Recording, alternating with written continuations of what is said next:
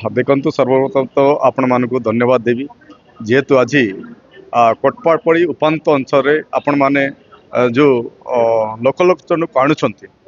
जो कि आमर यशस्वी प्रधानमंत्री जो स्वप्न अच्छी विकसित राष्ट्र गठन करें से उद्देश्य को लेकिना प्रथम थर ओडिशा रे भारतीय जनता पार्टी सरकार आसी परिप्रेक्षी दूरदर्शी लोकप्रिय मुख्यमंत्री मोहन चरण माझी नेतृत्व रे आज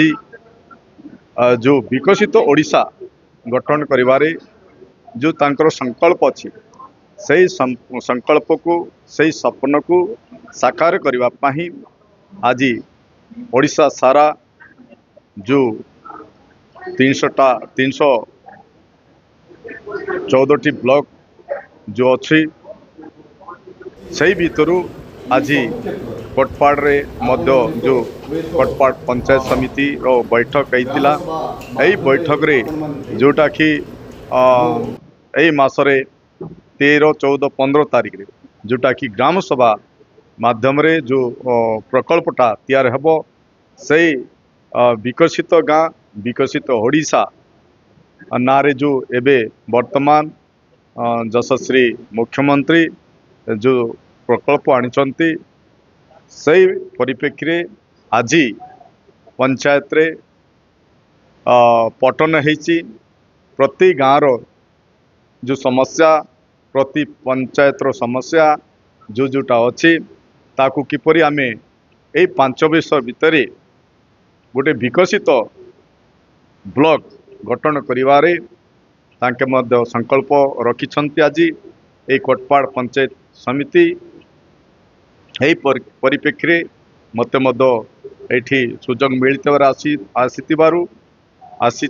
सुजोग मिलती एवं मो द्वारा गुड़ाए प्रकल्प प्रति पंचायत जो नुआ नुआ प्रकल्प किपरि तैयारी हम से मोर समस्त प्यारे मेम्बर मन को मुझे एवं मोर माने यही कोटपाड़ ब्लॉक टाकू किपरि विकसित ब्लॉक गठन हेब से आमे समस्ते एकबद्ध हेबा एवं समस्ते यही ब्लॉक रो विकास पाई समस्ते चिंता करी आमे काम रे लागिबा बोलिकरी मु समस्त को वार्ता देछि एवं मु आशा करुच्ची यही कोटपाड़ ब्लॉक रो जो 17टा पंचायत रू जो आज आसी समस्ते आग्रह मध्य अच्छी जहा हो आज गोटे विकसित ओडिशा गठन करिबारे मोहन चरण माझी नेतृत्व रे आज जो प्रति पंचायत रे ग्राम समाज होची से ताहारी माध्यम रे आज निश्चित भाव रे गोटे विकसित आमर ब्लॉक गठन हेब